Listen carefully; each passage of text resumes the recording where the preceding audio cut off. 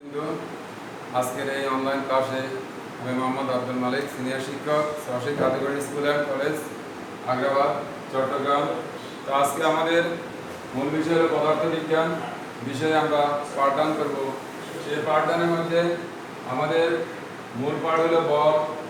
যে বলের সংজ্ঞাটা আমি বলি, যা স্থিতিশীল বস্তুকে গতিশীল এবং গতিশীল বস্তুকে গতি পরিবর্তনে সাহায্য করে তাকে আমরা বল বলি। তো বলের আগে হলো নিউটন। তো আমরা সেই বল আজকে পুরো অধ্যায়টাই কিন্তু আমাদের এই বল নিয়ে কাজ করতে হচ্ছে। তো সেখান থেকে আজকের পাঠের মধ্যে আমরা জানবো জড়তা। জড়তা হলো কোনো বস্তু যে অবস্থায় আছে সেই অবস্থায় থাকতে চাওয়ার যে প্রবণতা তাকে আমরা জড়তা বলি। এরপরে আছে নিউটনের বল বিষয়ক সূত্র, যে বাহ্যিক বল প্রয়োগ না করলে স্থির বস্তু চিরকাল স্থির থাকবে এবং গতিশীল বস্তু চিরকাল সমদ্রুতিতে চলতে থাকবে। যেমন আমার সামনে যে টেবিল আছে বা বোর্ড আছে, যে অবস্থানে আছে সেই অবস্থানে সে থাকতেছে যদি তার উপর কোনো বল প্রয়োগ না করে। তো ঠিক তদ্রূপ আমরা যে বলছি যে সুষম দ্রুতিতে চলতে থাকবে। পৃথিবী কি করতেছে? সূর্যের চতুর্দিকে কি করতেছে? ওরে ঘুরতেছে। তাহলে সেটা সুষম দ্রুতিতে ঘুরতেছে, যার ফলে আমরা দিন এবং রাত্রি অনুভব করতে পারতেছি। এবং এই জন্য বলা হয়েছে নিউটনের বল বিষয়ক সূত্র। এরপর আছে মৌলিক বল। সেই মৌলিক বলের মধ্যে চারটা আছে। একটা আছে মহাকর্ষীয় বল, আরেকটা আছে তড়িৎচুম্বক বল, সক্রিয় নিউক্লিয় বল এবং দুর্বল নিউক্লিয় বল। এই বিভিন্ন প্রকার বল। তারপর সাম্যতা এবং সাম্যতাহীনতা বল। সাম্য তোমরা দেখছো খেলার মাঠে যখন শেষ পর্যায়ে খেলা সমাপ্ত হওয়ার পূর্ব মুহূর্তে অনেক সময় দেখা যায় যে বয়স্কদের মধ্যে বা মধ্যবয়সীদের মধ্যে রশি টানাটানি দেওয়া হয়। সেখানে দেখা যায় যে মাঝখানে একটা দাগ থাকে। তো কিছু সংখ্যক সমান সংখ্যক লোক দুই দিকে দাঁড় করায় এবং দেখা গেছে যে সেই খেলার ভিতরে যে দিকের বল লোকদের বল বেশি তাদের দিকে দেখা যায় রুমাল এবং ওই রশিটা চলে যায়। তাহলে দেখা যায় যে ওখানে কি আছে? সাম্যতাহীনতা। যদি মাঝখানে থাকে যায় দুই পক্ষের বল যদি সমান হয় তখন রুমাল এবং সেই রশি ওই দাগ বরাবর থেকে যাবে, তখন তাকে আমরা বলবো সাম্য। যখন দেখা যাবে যে একদিকে চলে যাবে তখন যেদিকে নিয়ে যেতে পারবে সেই দল জিতবে এবং সেখানে তখন আমরা বলতে পারবো যে অসাম্য বল। কারণ একদিকে কম ছিল বিদায়, অপরদিকে বলের পরিমাণ বেশি ছিল বিদায়। যদিও জনসংখ্যা সমান ছিল কিন্তু দেখা গেছে যে বলের কারণে একদিকে এক অংশ জয়ী হয়ে গেছে। তাহলে আমরা সেখানে এই সাম্যতা বল ও সাম্যতাহীনতা বল সম্পর্কে জানলাম। এরপর আছে ভরবেগ। ভরবেগ কি? সাধারণত আমরা জানি বস্তুর মধ্যে পদার্থের মোট পরিমাণকে বস্তুর ভর বলে এবং বেগ হলো সময়ের সাথে বস্তুর অবস্থানের পরিবর্তনের হার। তাহলে বস্তুর বেগ যদি v হয় এবং ভর যদি m হয় তাহলে আমরা ভরবেগকে এখানে p দ্বারা প্রকাশ করা হয়েছে। তাহলে ভরবেগ বস্তুর ভর পূরণ বেগ, তাহলে এখানে হবে mv। এবং শক্তির সংরক্ষণশীলতা কিভাবে আমরা শক্তিকে সাধারণত ব্যবহার করে এবং সেটা পরবর্তীতে কিভাবে অন্য বস্তুর মধ্যে পেতে পারি সেই শক্তির সংরক্ষণশীলতা জানবো। নিরাপদ ভ্রমণ।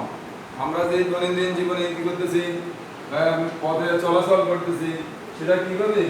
অত্যন্ত আনন্দদায়ক হবে এবং না হয় অনেক সময় দেখা যায় যে মানুষের চোখে কান্নার অংশ রেখে আনে যখন দুটি গাড়ি সংঘর্ষ হওয়ার ফলে অতি দ্রুত চালাতে আসলে যে সংঘর্ষগুলো হতেছে হয়তো রাস্তার কারণে অথবা যে গাড়ি চালক সে তার গাড়িতে যে যন্ত্রগুলো আছে সঠিকভাবে সে কী করে নেয়, উপযোজন করে নেয় এবং দেখা যায় যে গতির কারণে দুইটা যখন একত্রে ঘর্ষণ হবে তখন মানুষের প্রাণহানি ঘটতেছে। এরপর আছে ঘর্ষণ। এই ঘর্ষণ আমি যে মাটির উপর দিয়ে চলাচল করতেছি সেই মাটিতে দেখা যাচ্ছে যে আমার পা কি হতেছে, ঘর্ষণ যদি না হতো তাহলে চলাচল করা সম্ভব হতো না। যেমন আকাশে যখন বিমান চলতেছে তখন বায়ুর সাথে সংঘর্ষ হতেছে, সমুদ্রে যখন জাহাজ চলতেছে তখন দেখা যাচ্ছে পানির সাথে কি হতেছে, ঘর্ষণ হচ্ছে, যার কারণে চলা সম্ভব হচ্ছে। আর সেই ঘর্ষণ যদি না থাকতো তাহলে আমরা চলাচল করা বা বিভিন্ন আকাশপথে চলাচল করা সম্ভব হতো না। এরপর এই ঘর্ষণের প্রভাব কোথায় আমরা ফেলবো এবং বাড়ানো বা কমানোর এর প্রয়োজনীয়তা আছে কি, যে বা কখন আমরা বাড়াতে পারি, যখন সেটা মসৃণ সাধারণত না হবে। যদি মসৃণ হয় তাহলে ঘর্ষণের পরিমাণ কম হবে, আর যদি সাধারণত মসৃণের পরিমাণ যদি কম হয় তাহলে ঘর্ষণের পরিমাণ বেশি হবে। এর উপদ্রব সম্পর্কে আমরা জানবো। তাহলে আজকের এই কাজ থেকে আমরা শিখন বলগুলো, আমি যে একটা অধ্যায় শেষ করলাম, সেই অধ্যায় আমার কী কাজে লাগবে, আমি বাস্তব জীবনে কোথায় প্রয়োগ করতে পারবো এবং সেটা কিভাবে সমাজের কাজে আসবে সে নিয়ে প্রথমত বস্তুর জড়তা, এই জড়তা ও বলের গুণগত ধারণা ও নিউটনের প্রথম সূত্রের ব্যবহার করতে পারবো। এরপর জড়তা আমি আগে বলছি, কোন বস্তু যে অবস্থানে আছে সেই অবস্থানে থাকতে চাওয়ার যে প্রবণতা বা আসক্তি, সেটা হলো ওই বস্তুর জড়তা। একটা আছে স্থিতি জড়তা আর একটা আছে গতি জড়তা। গতির জন্য যে জড়তা হয় তাকে গতি জড়তা বলি। যখন একটা পাহাড়ি ডাল থেকে যদি আমি একটা ড্রাম তুলে বা ভর্তি ড্রামকে যদি ছেড়ে দিই তাহলে দেখা যাবে যে তার গতিরোধ করতে আমার কী হবে, কষ্ট হবে। তখন সেখানে যে জড়তা হবে সেটা হবে গতি জড়তা। আর যখন একটা বিশাল গাছকে আমি ভূপৃষ্ঠে রেখে সামনের দিকে নিতে যাব তখন দেখা যাবে যে তার অবস্থান নড়ানো খুবই কষ্টদায়ক, তখন সেটাকে আমরা স্থিতি জড়তা বলবো। এরপর বলের গুণগত ধারণা এবং নিউটনের গতি বিষয়ক সূত্র। তো প্রথম সূত্রে পূর্বে বলছি যে বল প্রয়োগ না করলে স্থির বস্তু চিরকাল স্থির থাকবে এবং গতিশীল বস্তু সুষম গতিতে চলতে থাকবে। এরপর আছে মৌলিক বল প্রকৃতি ব্যাখ্যা করতে পারবো। সেই মৌলিক বলগুলোর মধ্যে হলো 4 ধরনের বলকে আমরা মৌলিক বল বলি। একটা হলো মহাকর্ষীয় বল, আর একটা হলো নিউক্লিয় বল, তাড়িৎচুম্বকীয় বল, এরপর আছে দুর্বল নিউক্লিয় বল এবং সবল নিউক্লিয় বল। এই 4টি বলকে সাধারণত আমরা মৌলিক বল বলে থাকি। সাম্য এবং অসাম্য, এর পূর্বে বলছি খেলার মাঠের কথা, যে সেখানে সাম্য অসাম্য বলে কিভাবে পাবো। ভরবেগ, বস্তুর ভর এবং বেগের গুণফলকে বস্তুর ভর বেগ বলবো এবং সেখানে সংঘর্ষের ফলে কিভাবে তার বল পরিবর্তিত হয় সেটা জানবো। গতির উপর বলের প্রভাব বিশ্লেষণ করতে পারবো। যখন কোনো একটা বস্তুর সামনের দিকে অগ্রসর হয় তখন যেই গতিটাকে তার মধ্যে যদি বল প্রয়োগ করা হয় তখন দেখা যায় যে সে আরো দ্রুত চলবে। এমন সময় দেখা যায় যে মসৃণতা কম থাকলেও, যেমন পিচ্ছিল জায়গাতে যখন গাড়ি চালানো হয় তখন তার চাকাগুলো অতি দ্রুত ঘুরতে থাকে কিন্তু যানটি সামনে যাচ্ছে না, পরবর্তীতে সেখানে বল প্রয়োগ করে তাকে সচল করা হয়। সেই জন্য বলা হয়েছে গতির উপর বলের প্রভাব বিশ্লেষণ করতে পারবো। নিউটনের গতির দ্বিতীয় সূত্র হলো বস্তুর ভরবেগের পরিবর্তনের হার বস্তুর উপর প্রযুক্ত বলের সমানুপাতিক এবং বল যেদিকে ক্রিয়া করবে বস্তুর ভরবেগের পরিবর্তনও সেদিকে ঘটবে। তো সেই ক্ষেত্রে আমরা যদি বলকে এর দ্বারা প্রকাশ করি আর বস্তুর ভরকে যদি এম দ্বারা প্রকাশ করে থাকি এবং ত্বরণ যদি এ হয়, ত্বরণের কথা বলে দিতেছি বস্তুর সময়ের সাথে বস্তুর অসমবেগের পরিবর্তনের হারকে বস্তুর ত্বরণ বলা হয়। তাহলে আমরা পাবো F = ma। এখানে নিউটনের গতির দ্বিতীয় সূত্রের সাহায্যে আমরা কি করতে পারবো, গাণিতিক সমস্যা সমাধান করতে পারবো। আরেকটি কথা বলা হয়েছে বস্তুর ভরবেগ, সেই ভরবেগের মধ্যে আছে গাণিতিক সমস্যা ρ = v = mv, অর্থাৎ ভরবেগ যদি ভরবেগকে v দ্বারা প্রকাশ করা হলে তার বস্তুর ভর m, বেগ যদি v হয় তাহলে v = mv, অর্থাৎ ভর এবং বেগের গুণফল হলো বস্তুর ভরবেগ। আর নিউটনের এরপর আছে এখানে ঘর্ষণের ফলে, যদিও ভর এবং বেগের, এখানে ঘর্ষণের আরেকটি সূত্র আছে তোমরা চিত্রের মাধ্যমে দেখতে পাবা। যদি m1 এবং m2 দুটি বস্তু যদি এক সময় যদি চলতে থাকে, দেখা যাচ্ছে যে একটা অপরটাকে কি করা হয়েছে, বল প্রয়োগ করা হয়েছে। বল প্রয়োগ করার পরে প্রথমে হয়তো আদিবেগ আমরা ইউ দ্বারা u1 এবং আরেকটা দিলাম u2। যখন আদিভর বেগ নিয়ে m1 যদি চলে এবং আদিভর বেগ নিয়ে যদি m2 বস্তু u2 বস্তুটা u2 বেগ নিয়ে যদি দ্বিতীয় বস্তুটা চলে এবং বল প্রয়োগ করার পরে যদি তাদের বেগ যথাক্রমে v1 এবং v2 হয়, সেই ক্ষেত্রে আমরা গাণিতিক সমীকরণ পাবো m1 u1 plus m2 u2 equal to m1 v1 plus m2 v2। এই সূত্রটা গাণিতিক সূত্র, এখানে আমরা প্রথমে একটা সূত্র লিখলাম, দ্বিতীয় সূত্রটা লিখলাম এখানে এবং তৃতীয় সূত্র আমি এখানে লিখলাম। তাহলে আমরা তিনটা গাণিতিক সূত্র জানতে পারলাম এই অধ্যায় থেকে। আরেকটি গাণিতিক সূত্র আমরা জানবো, যা হলো মহাকর্ষীয় বল। এই মহাবিশ্বের প্রতিটি বস্তু কণা একে অপরকে নিজের দিকে আকর্ষণ করে।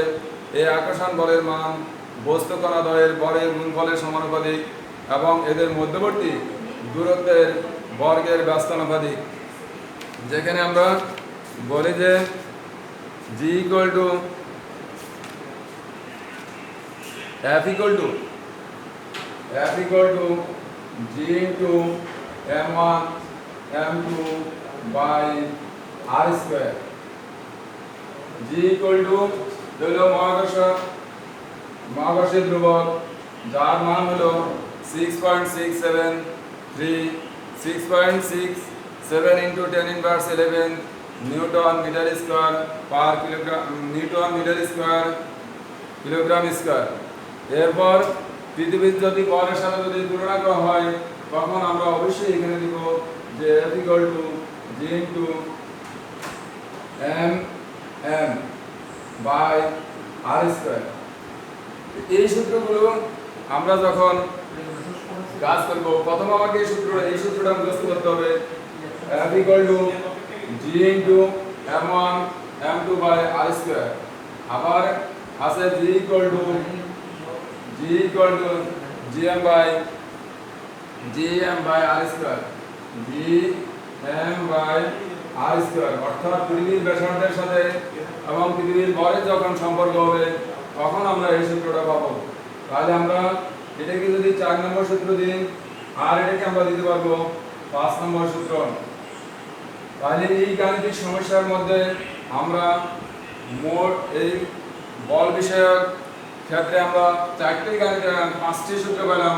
আরেকটা আছে গতিশক্তি equal to half m u square বা v স্কয়ার। তাহলে আমরা এই যে পেলাম 6 নম্বর সূত্র।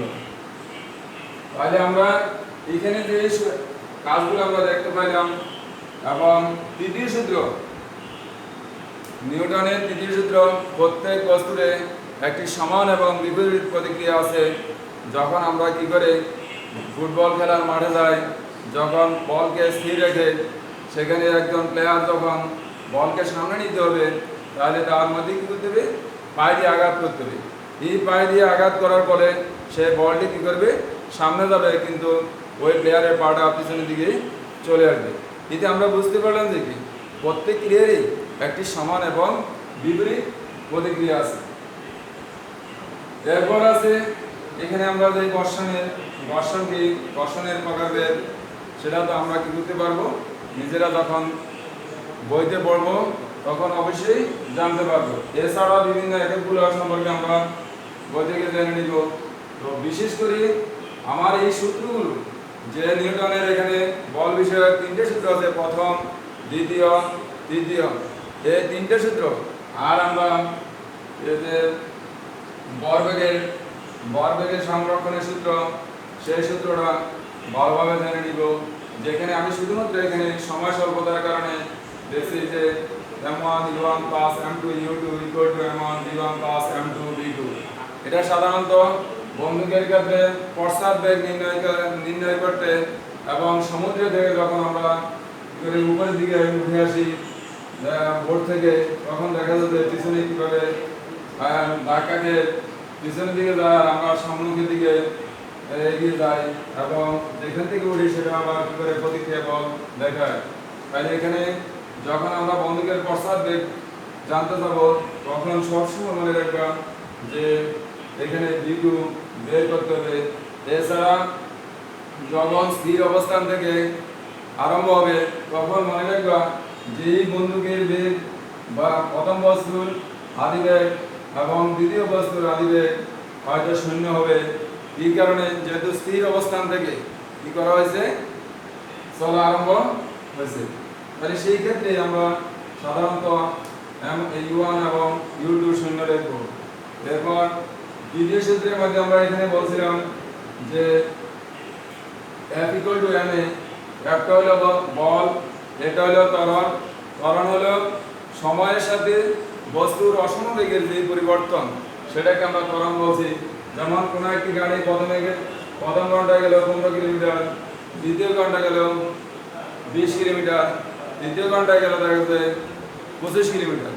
তাহলে সেখানে বেগ বৃদ্ধির হার কত, যেহেতু আমরা জানি আর শেষ বেগ বিয়োগ আদি বেগ ভাগ সময়, তখন আমরা এর মানটা পেয়ে যাবো।